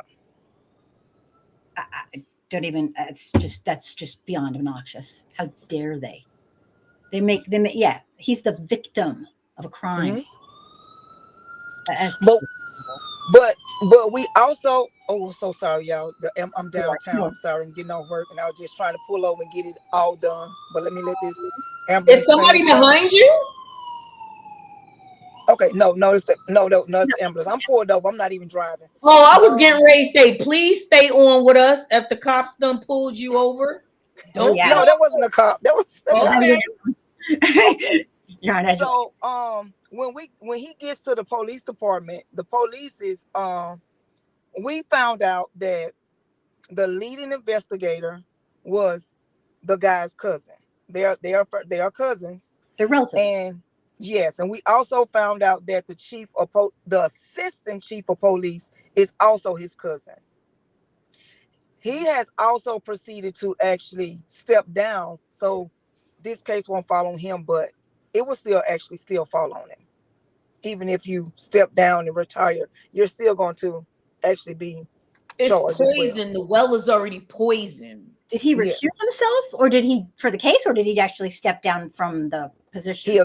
He stepped down from the case. He said there was a conflict of interest. Right, okay. And both of them did that. The chief of police also did that, and the leading investigator. They both stepped down from the case because they said it was a conflict of interest. We come to find out from the NAACP that they only did that because they are cousins. Mm-hmm. Yeah, no, But that's the thing. they have to The do that. well is still poisoned Mm-hmm. because you're a cop. Their Right. loyalty is going to be to you. Now, if it was a situation where outside investigator came in from somewhere else, but you still have the cops investigating the cops. Mm-hmm. Yes. Yeah, Yes. becomes very incestuous and very. It's just think of Ahmaud Arbery. I mean, my God. And I mean, and that's the each first thing. other. And that's the first thing came to my mind when it happened. I was so shooken up because Yeah. I felt like if my son did not make it out that night, I would have had to be faced with all of the excuses they would have gave me as to what he had done. He had never been in trouble with the law. He's a highly educated individual. He's very never been in any, like I say, never been in trouble with the law. He He did just nothing liked to wrong. work. He did nothing wrong. He's working. It's Yes. See, victim, but see, not the problem with that is we have to play respectability politics. Mm-hmm. You know what I'm saying? Mm-hmm. Like they could be drugged up, been arrested 50, 70 times, and somehow, some way, they're innocent. But say, I'm just saying, I know he did, but say your son smoked a joint 30 days ago. Well, he had weed as in the system. Yes. Is that a death Oh, yeah. sentence? Yep. Yes. They'll look for anything. They'll look for anything. Anything. Oh, you know he got an No, F when he was in second grade. Yeah. You know that, right? They'll- That's they'll- probably why, you know. So, or you know, she's a single parent. I'm not saying you are. I'm just saying, Yeah, no, they'll you know, find she's a single parent. anything. Okay, what's your point? Right. So, Right. Mhm. Right. So, so after, okay, so after my son actually did the police report, they did not complete the police report. They have not. They are yet to still complete the police report. So I have been doing my own investigation with people of Brookhaven. When he got down, when he finished writing out his report, Clint Earl, um, Vincent Fernando, these are the officers, they actually took him back to the scene of the crime and asked him to get out the vehicle and help them look for shell casing. I heard that. I heard that. I was like, what? Like they're making him do the police's job, kind of like. That's a true story. Why would They they actually traumatize him, taking him back like that? That's. yes. Well, first of all, he wasn't supposed to go back and look for shell casing. You have investigators to actually go do that. That's just weird. God. Yeah. I mean, it's not weird, sweetie. That's what they do. Remember, I was telling you. Well, I know. To me, that's just. I lived in Hattiesburg. Yeah. I don't know if you remember, Miss Sharon, when the little 14-year-old boy was shot out there in Hattiesburg.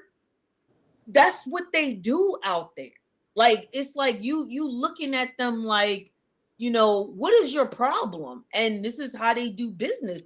And a lot of it is nepotism. So when I heard that they was relatives, remember I told you, a lot of them, the father is the sheriff, the cousin is the coroner, this one Yes. is on the board of supervisors, this Oh, one yeah. is on the city council, Mhm.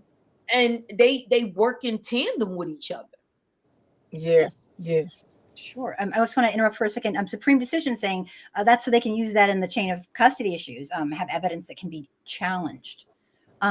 Can you explain? I either want Supreme Decisions to call in and tell me, or do you know what he's talking about? Because I want to clarify. What happened now? No, what he's talking about is when they took him back to pick up shell casings. Mm-hmm.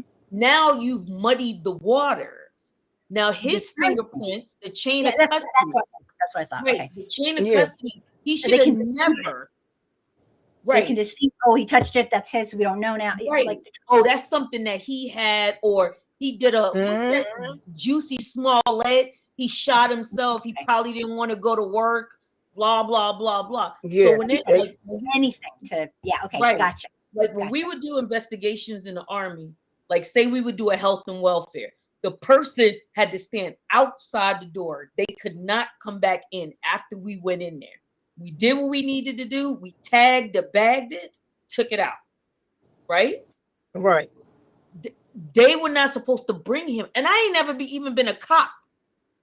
That was not that what they were trying to do, like Supreme said. Right. Contaminate the scene of the crime. Okay, thanks for clarifying that. I just want to make sure I was understanding. It's a lot of times they do this. They do it a lot of times with rape. I'm sorry, sexual assault. Yeah, they'll do stuff like that and contaminate things, and then they just throw it away, or they let it expire, and all kinds of stuff like that. The same thing that happened. Yeah. Right. You got to remember they did the same thing with Ahmaud Arbery. When they killed him, they had blood in their truck. They were allowed to wash the truck, do what they need to do, get their story together or whatever. They think everybody is super stupid, and we all don't watch CSI or read books or whatever. You know what I'm saying? They had months to do this. So, yeah. So with the chain of custody, with anything, if he would have touched anything, that would have been their, excuse.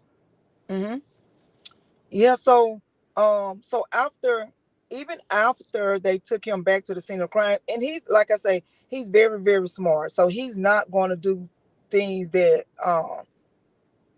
that's like that's not unusual. He's not going to go and touch no bullets. He's not going to go out there and look for one. He just looked at them like, okay, well, there was like you see, we didn't find any shell casing. We didn't find anything. He was like, well, no, they told him, well, we didn't find any shell casing. And he was like, well, you can get out and help us find the shell casing. And he was like, no, I'm not going to get out and help y'all find the shell casing. That's not even how it goes when you're on a scene of a crime. So they proceeded to put him back in the vehicle, into the police car, and they took him to the guy's actual job. Yes, ma'am. Are you Yes. kidding me? No, I'm not kidding y'all. I'm not pulling y'all leg. They put him back in the car from the scene of the crime, It's took terrifying. him to the job, and to identify this guy. This guy saw him. Oh my God. It sounds crazy, but this is all factual detail. I believe every word you're saying, but how did this get away? We believe you, sweetie. I lived in Hattiesburg. I know they super stupid. I can't believe they did that to your baby boy. Oh my God.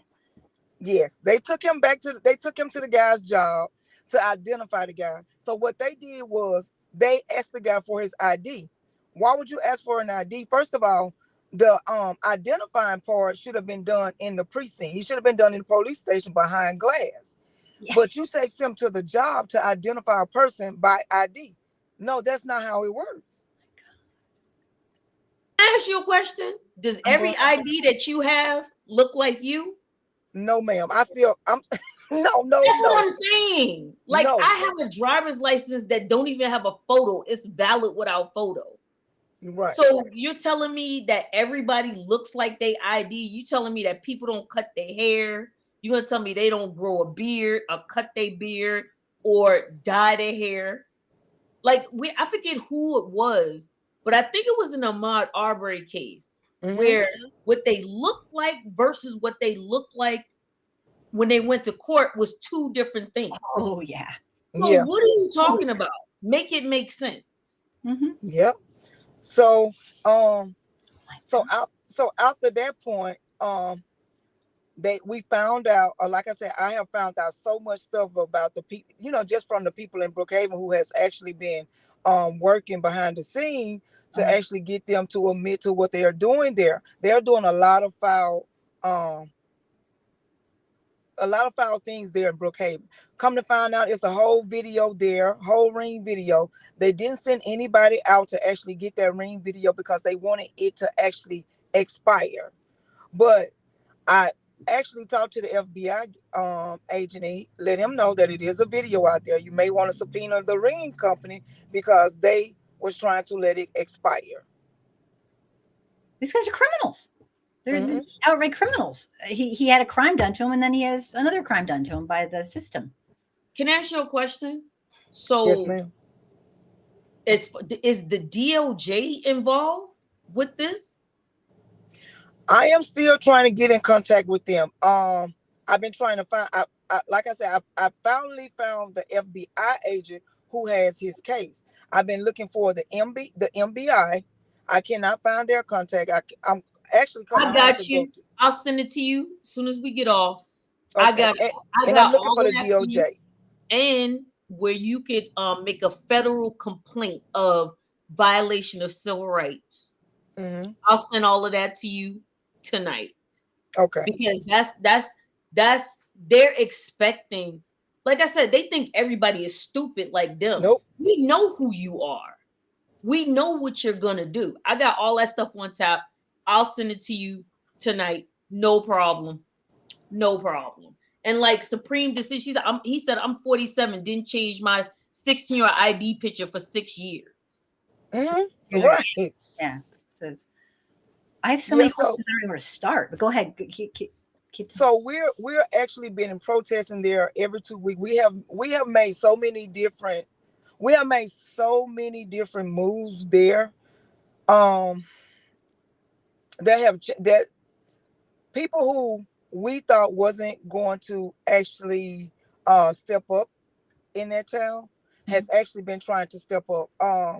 And I'm gonna say this, and I don't want to sound bad when I say it, You can say but the whatever. chief of police is actually black. He's the biggest problem. What you talking about? That be the worst ones. Yeah. Oh, I see.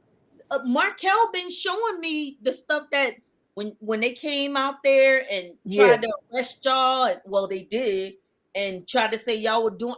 Trust me, the worst people we have are the black ones in charge. Trust me. And he You're not basically sounding bad. And he basically been the one who has been giving us the most problem. He's not gonna sign off on nothing. He's not gonna sign off. But see, when you know the law and you read your laws, you know, with dealing with protesters, and dealing with the law just itself, period, you're going to know how to handle certain situations. So that's what it has been with me, Marquel. That's why he cannot just tell us anything. You can't run us off from this town because we know, we read, we do our research. So you cannot run us off from this town because we're going to keep coming. Have they been This charged? is the thing. When Markel was planning the protest, I told him, I said, look, ACLU has your rights right here. You have a right to do what y'all doing. You get a legal observer, like when they got arrested and stuff like that. Because if you go to court, they're gonna say, what were they doing? You can march and do anything you want as long as you are not trespassing and you are not obstructing traffic or right, something like that. But I seen where y'all was at. They were just doing that to scare y'all because a lot of I'm gonna be honest with you. A lot of black people in Mississippi don't know they free and are scary. Like when I moved there, I was ashamed because I was like, there's no way that y'all letting these white folks treat and talk to y'all like this. There's no way in hell. And I just seen it like, who are you talking to? First of all, not me. You might try that with them. Don't try not that. me. Right. You know, when I got there, I'm like, don't try that with me. I'm from New York. We already know. Don't play with me like that. I remember you telling me that it was like, and that's what Markel told me. He was like, I said, are they one of those? He said no. That's his first question I asked him. Are they those? And can I clarify? Like, huh? I'm sorry to interrupt, Anastasia. Can I clarify? Were the police, when they were protesting and saying, were the police causing? Can you explain? Yes, what they were causing problems. Causing problems. I'll send you the video for people who didn't hear. I read that, but I didn't get to hear it. What are they doing? Like the police were actually getting, like, stopping you, and what were the police? Were they? I read about it. Can you tell me what's happening? Well, that encounter with the police, we actually we knew they didn't want to sign the permit to actually march, but we knew, like she said, with the ACLU, we actually already know what we can do and what we can't do. We know you cannot stop us. We tried to do it respectfully by asking you to let us march, but he was like, no, I'm not gonna let y'all march because I'm Kenny Sambo Collins. That's what he said. He was reading their Facebook posts. Yes, he was. Whose Facebook posts? The people who the criminals? The protesters. Oh, yeah. He was reading a protest. That's what I'm trying to tell you. A lot of those, remember I was telling you about Robert and Debbie Loggins? All them people in leadership are black. All of them. The police chief is black, the mayor is black, the city council, all of them. When you in Mississippi, all of these people are black. And they are Sambo. I mean, not Sambos. Yeah, they're Sambos. Because somebody said, but anyway, they're not Uncle Tom, because Uncle Tom, he's a Sambo. Right. He's a Sambo. He got mad. He got mad because they called him that. You a police chief. That's you and your feelings now? Yeah. I bet he's been called that many times. Then I'm sure it's not the first time. If that's what he's doing, it's a toughie. Like New York City's police, they're having the same problem. Trash. He's trash. Yes, he is. Absolutely. God, so the police were trying to intimidate you. It sounds like. Am I reading this right? I mean, Yes, they was actually trying to intimidate us, but we, like, again, as we stated, we're not actually going to be moved by them, because we already, when we go into Brookhaven, we didn't already read our laws. We didn't already checked in with ACLU. We didn't already did this. So they know we're not moving. We're not. So now we're actually just go in. We're not going to ask you, because we have asked you twice respectfully, and you keep turning us down because you're such an butthole. So now we just go in and do what we got to do. So, I mean, you cannot stop us from marching. You cannot stop us from protesting. This is our right. We actually, again, if we're not obstructing traffic, or we are not causing violence, you cannot stop us for doing these things. Yep. Wow. And the thing about it, I seen the video. So, because Markel, he'll send me the videos and stuff like that, or I'll see it on his live, because y'all had went live with Anastasia, with can you tell JoJo. me who Markel is? Because we haven't really gotten into that. So Markel is an activist, and Mhm. he has been working with the family in regard. He also worked with the family with Lamello Parker and the Yeah. Loggins. And so y'all been protesting like every 2 weeks, right? Something like that. Every 2 weeks. Yeah, every 2 weeks. And that's what people don't understand. It can't be one protest and one and done. Yo, you No. gotta be out there. You gotta embarrass them people. You gotta have signs of, let these black people know who this person is. They want you to You go away. They want you to I'm just gonna make go sure. Yes. Right. I'm gonna put it on a sign. Mhm. I'm gonna show, like, I can tell you right now, when we was in Mississippi, we pulled up to the mayor's house. We're on a public road. There's nothing you can do. There's Right. nothing you can do. Try it Absolutely. and see what happens to you. It's Anastasia, nothing you can do. you're a badass. You're just amazing. I mean, we did. We had a barbecue in Petal. We had a barbecue and invited the NAACP and all the activists in front of the former mayor of Petal's house. You want to be racist and talk crap about George Floyd? We sat there, had a barbecue, had music for like 3 months straight, and there was Mhm. nothing they could do. Absolutely nothing. They called the cops. The cops were sitting there. They'd be like, y'all good? We good. Okay, roger that. Proceed. And that's the thing. A lot of people, if anything you get by what we're saying, know what your rights are. Don't let Yes. these foolish people tell you, oh, you can't do this. We don't beg for permission to protest nowhere. That's why when Markel told me about some permit, I was like, are you serious, dude? What Right. do you That's think they gonna say to you? right. And I kept telling him, like, we reading all these laws. I me personally, I'm not giving them any respect, because you didn't give my son any respect. You didn't give my But I son know why any he did respect. it, though. I know why he did it. I know why Markel did it, because you have to have Uh-huh. a paper trail. Right. When we are part of Black Lives Matter, you have a paper trail, so you can show we Right. tried to do it the right You way. tried to follow Right. procedure, and yeah, absolutely, yeah. Yes, Mm-hmm. I know why he did it. It's just that I was like, okay, y'all tried that. What's the next move? And then he said, we're gonna be out there every 2 weeks. And I was like, I wish I was there. Sheila knows what I'm talking about. Sheila lives right in there in Hattiesburg, and she was protesting with us against the mayor of Hattiesburg. Mm-hmm. So, I mean, I think y'all doing an awesome job. Like I said, when Markel bought it, he was doing it, everything. And like I said, I'm so proud of him. Really proud of him. But I'm sorry. Yeah, can I ask a quick question? Just for the people viewing, Sharon, have these men been charged? I mean, they're out on like they're, and if so, I read about this, but can you tell us a little bit about that? I don't want to like speak for you. What I mean, these people could have murdered your child. It's like, my God, Oh my goodness. they're walking free. They're just, Okay. Oh, they allowed them to be free 8 days. before. I read And that. I'm gonna tell you, the only reason why they asked them to come in was because by that time I had already went viral. All on all these social networks. Mhm. And that's when they felt like, okay, now everybody know everybody calling. Our phone lines are tied up. So Pressure. we Yeah, the pressure.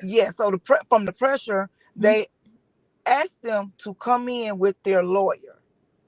They allowed them to come in with their lawyer, pay the son they charged the son with aggravated assault, which was a $150,000 bond. That's what, $1,500 to get out. They charged the dad with I want to say conspiracy. That's was 75,000. That's $750 to get out. No money. They did not do any time. They did not turn a key, put them in the jail. They let them came in, paid that, and they out. They back at home right now, living. They waited 8. Was your son scared? I mean, I'd be scared knowing those people are out there. He was really scared, but the thing is that we're actually going to actually get FedEx as well, because FedEx sent him back out right after. That's what I was going to ask you. Didn't they send him back out there? Right back to work. Yes, they did. Yes.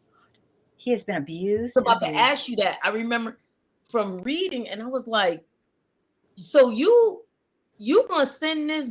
I mean, I'm 47 years. So you gonna send this boy back out there where these white folks just tried to kill him? Oh, you a liar. The devil is a liar. The devil is a liar. My son is, my baby boy is your baby boy's age. I mean, Anna and I were talking. We're like, my God. I mean, I cannot imagine. I'm so happy that somehow and that the way they're treating you, these people are monsters. But the thing is that I'm not afraid of any of these people. They can continue to think they're gonna run me off. I'm not easy to bend, and I'm not. So that's not gonna even happen. I'm not gonna stop fighting for it. The thing that gets me though is all on social media they're telling me, oh, my son, he's a mama's boy. You give him this, you give him that. You're just, why won't y'all give up and all this? No, we're not gonna give up. We're not. Mama's boy? What? This is what people of Brookhaven actually saying. You need to give up. You need to stop doing that. You're causing trouble in our town. No, those yes. You're the freaking victim. Oh, she's not lying. I'm telling you.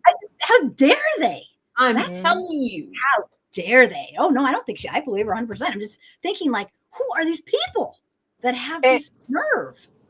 And my biggest thing, the thing that actually made me really angry is when I called on the mayor. I called him out. And see, what I do is I record everything, and I'll let you know that you're being recorded. You're being recorded, so I'm gonna let you know. So when I called the mayor, all the mayor could do was tell me at least he didn't die. But he didn't die. But it still was a crime committed against him. Absolutely. Wait. Excuse me. Wait a minute. He said at least he didn't die. That's what the mayor told. People was calling. Yes, supporters were calling. People was calling. He was telling the police. One lady inboxed me. She said he told me at least he didn't die. So I called him myself personally. I called him. I said, did you just tell one of these supporters that at least my son did not die? With the crime being committed against him, that he could have died? Like, you should be thankful? Like, oh, well, it was nothing then. And he was like, no, I didn't say that. I feel sorry. You did say it. They wouldn't have, these people don't know me from a can of paint. So yeah, they wouldn't have told me no lie. You said it. Wow. Corruption is so I have been calling the mayor, Brookhaven Police Department. I called Brookhaven 2 weeks ago. I asked them for a report. I spoke with Vincent Fernando. This is one of the investigators. I spoke with him. I say, I need to pick up a copy of my son's report because it's public record. Oh, you can subpoena me to get that record, and hung up in my face. Wow. So you I were said, just well, I'm saying, not gonna do anything. What I'm gonna do is I'm gonna go ahead. Besides my son lawyer, I'm gonna ask you to get a lawyer. So when I get through with Brookhaven, it'll be mine because I'm not gonna continue to deal with them with this case. Y'all mishandle it. Y'all just mishandle the case all the way around. You done commit about 10 crimes with his case. Supreme Decisions is saying every request needs to be done in writing. Just choose. Mhm. Yeah. Okay. So you're good with that. Thank you, Supreme Decisions. I just want to know how's Demontre. I'm sorry, Demontario. Demontario. Demontario. How is he doing? Yeah. How is his mental health after all this? Oh my Yeah. God. Physically, he's okay because he did not get killed. Mentally, he's not. They actually diagnosed him with PTSD now. Oh yeah. He went back. He been seeing his therapist for, I think he's on the fifth or sixth visit. She actually told him he's not ready to return to work. So she told them he would not be returning right now. When she talked to him, she said he's not mentally ready. I don't blame him. Mm-hmm. Oh, Supreme Decisions. The freedom of information allows for lawsuits if information requested is not met. Right, a FOIA. I mean, your lawyer probably told you that because that's what we're doing with Lamello's case. Seeing that they said they had all these videos, I want to see what you saw. If the father shot at you, we want to see what angle you seen that from, and you killed that child. So we're doing FOIAs too. So, I just want to, first of all, I want to say I'm sorry that this happened. I know it happens all the time in Mississippi. I know that. I just moved from out there a year ago. So, and especially during Confederates month, I know they waiting to do stuff out there. But I Yes. just wanted I just wanted to say that when Markel told me about y'all doing it every 2 weeks, I can tell you right now, like you motivated me. You really did. Because I was like, you know what? They're just talking help. I'm so done with Mississippi. I am so done with those people. I said, I spent 2 years trying to help these people. And some of them just didn't want nothing. And then when you told me about y'all, I was like, so there are people out there that are like that. And that's bowdy. And then I seen y'all with the Black Panther Party. I was like, yes. Because when he told me about the NAACP, I was like, okay. But then I seen y'all, you know what I'm talking about. I was like, okay. Yes, and then it's a mess. The new Black Panther Party, I was like, okay, they about that life. So I just wanted to say, I'm not gonna call you no strong Black woman. I'm gonna say to you that I am so glad that you are taking these dudes to task. Because a lot of times they use that, oh, she's a strong Black woman. They should have been able to handle it. No, don't ever call me that again, because all that does allow you not to help me and for me to take your bullshit that you're putting They out. can take the abuse. They're strong Black. It's such a bullshit. And it's stereotype. And I just, I'm just, you're amazing. You're amazing. You're amazing. I bet your son is so pleased to have you. Like, God, he's lucky. Amazing. To have a mom it's hard to be. It's like you just have to. I don't even know how you do it because they are just ruling with you at every turn. Unbelievable. Yeah. You know what I was gonna say to you, because we were talking about certain things, right? And I know it's almost hitting 2 hours, so we're probably gonna end this soon. No, but no. Oh, okay. I'm thrilled to have Sharon here, but I don't want to make right. exhausted. I just know you just got off of work. Yeah, so you probably go home and actually have a life. But right. But I told him, I was like, I would have burnt that goddamn place down already. Well, I mean, this whole thing is just because there's no way in hell. You know what I'm saying? Like I tell people, I don't play those games. My daughter's 26, so when I heard about your son, I was like, I would have burnt that goddamn place down, and I would have sat there and waited for the cops to come get me. But what you're not gonna do is do that again. That's what you're not gonna do. And y'all been getting away with this for so long.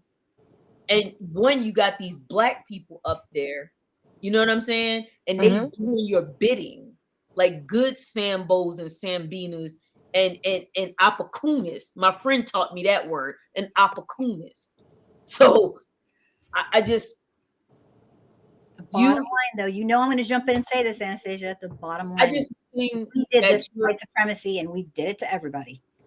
right. So, And Sheila, I don't know if you can see the people comment, but Sheila is down for the fight. I'm gonna tell you, me and Sheila, she protested with me for 3 weeks straight.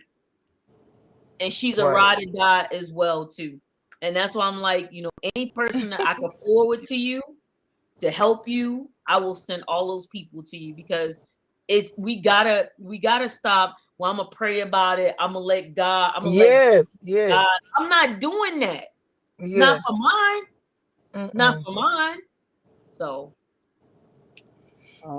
yeah, and the last couple of weeks, we have been trying to go protest where the incident actually happened, and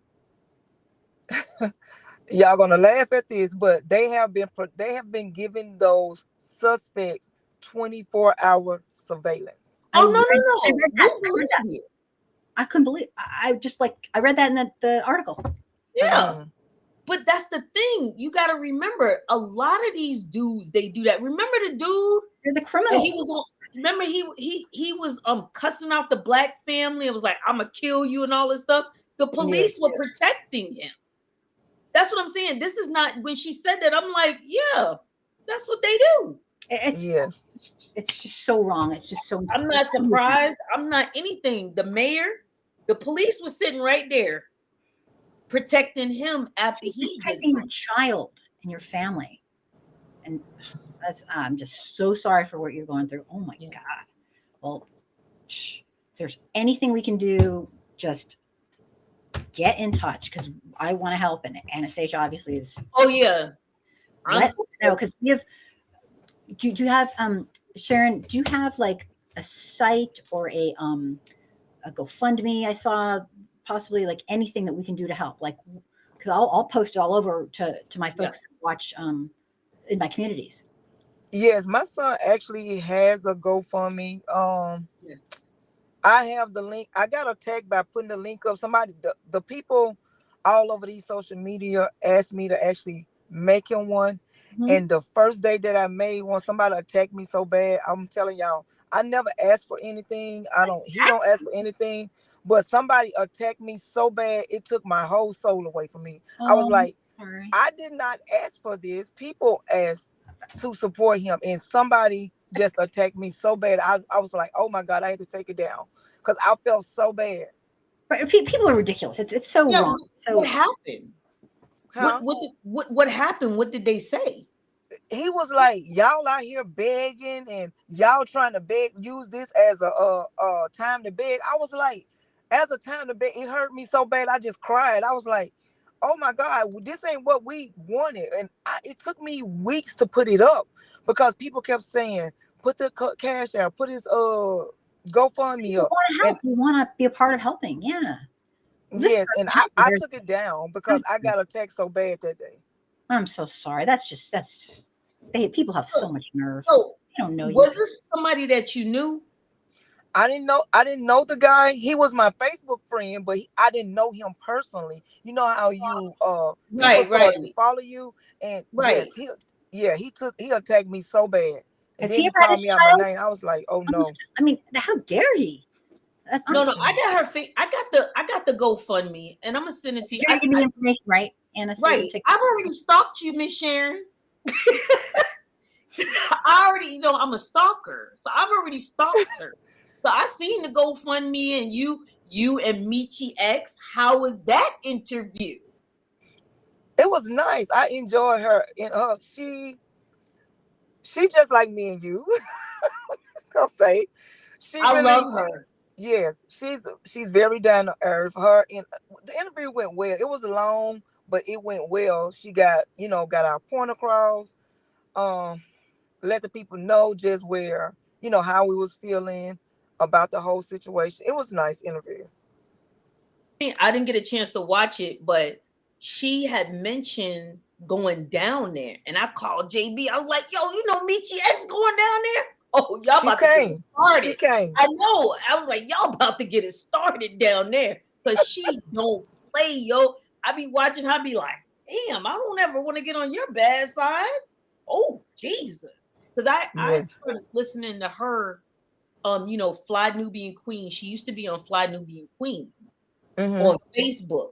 And that's how I started watching it, because I seen her and Queen Amadala Shakur. She's another one you should probably get in touch with. I'll send you her information too, because she was talking about your son one day, Queen Amadala Shakur. Okay. And she don't play them games either.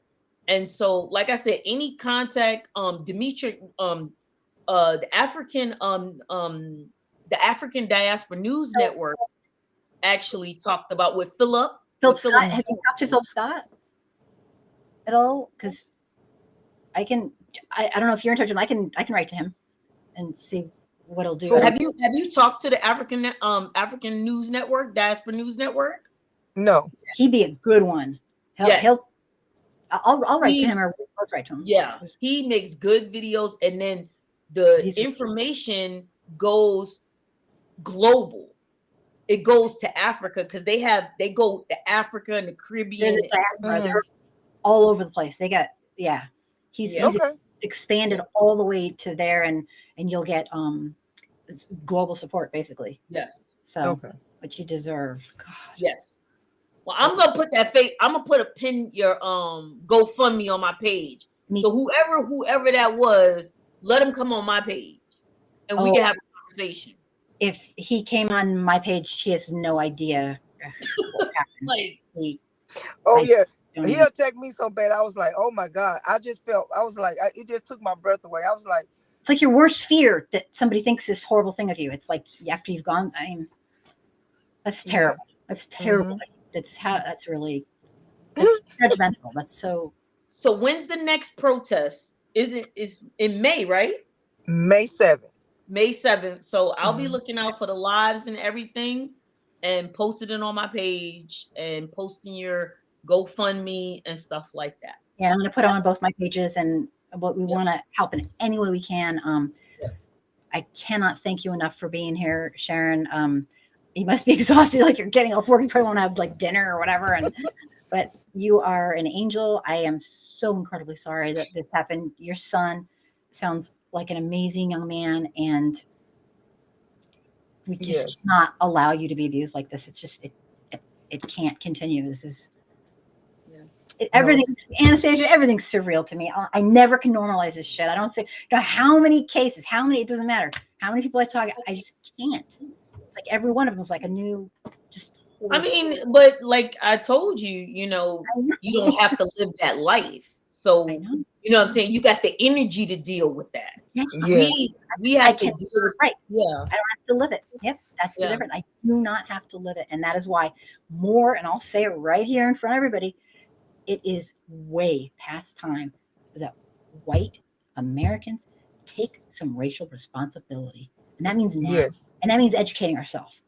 And that means taking the time to learn the truth about our real history, our real racial history, and understanding all this stuff. And if you want to understand, I just put that video that I keep threatening everyone with. I did a police video, and it was a rant, and it tells the truth. And you know what? Some of us, it's a little hard to take, but you know what? We'll live. We'll live through it. Our feelings are not more important than Black people's lives. And until we get that through our freaking heads, this is just, anyway, I'm going on and on. I cannot thank you enough. You're wonderful. And Anastasia, you too. Thank you so much. Thank you, boo. And all I got to say is, like I always say most of the time when we end this, we're going to fight you until hell freezes over. And if there's any more injustice, you better bring your skates. I love when you say that. Yes. Please tell your son we love him, and we're on his side. I sure will. I definitely will.